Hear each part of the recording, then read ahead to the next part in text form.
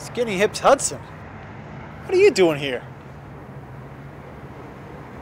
I usually turn up when there's been a murder. A murder? He was playing it real cool. Cool like a couple of corn on the cobs. But I was about to turn up the heat and steam this cornball for 5 minutes over a pot of boiling water. You know that dame? That dame at number 37? She was the kind of dame you never forget. Legs like a couple of spring onions you just wanted to chop finely with the sharp edge of a chef's knife. Is she okay? Yeah, she's doing alright. Considering you murdered her husband last night. What do you take me for, a dill? A tablespoon of freshly chopped dill? I'd cross-examined my fair share of crooks, so I took what he said with a decent pinch of salt. Besides, I had something up my sleeve. Like half a cup of parsley, I knew it was going to be the garnish in my investigative batter.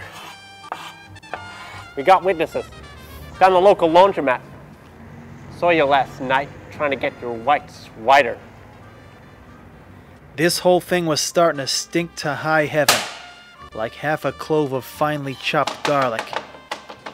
The water in the apartment block was down. The dame saw me go into the laundromat. She said, "Can you do a load for me as well?" I know I'm not the kind of guy that normally does laundry for a dame, but have you seen this broad? She ain't the kind of dame you can say no to. I guess when you saw the blood on the clothes, you assumed she worked at the local butcher. Some dame.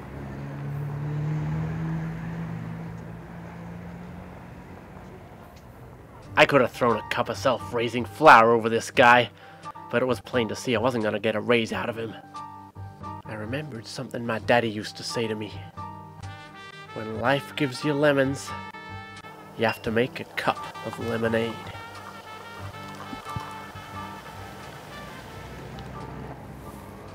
Well, guess I'll be off then. Yeah. Oh, one more thing. What do you call this? I call it a balloon whisk. I call it evidence. Stir any memories for you? The dame, she was making corn fritters. She asked me if she could borrow the whisk. Everybody knows you don't make corn fritters with a whisk. You do that, things ain't gonna go so well.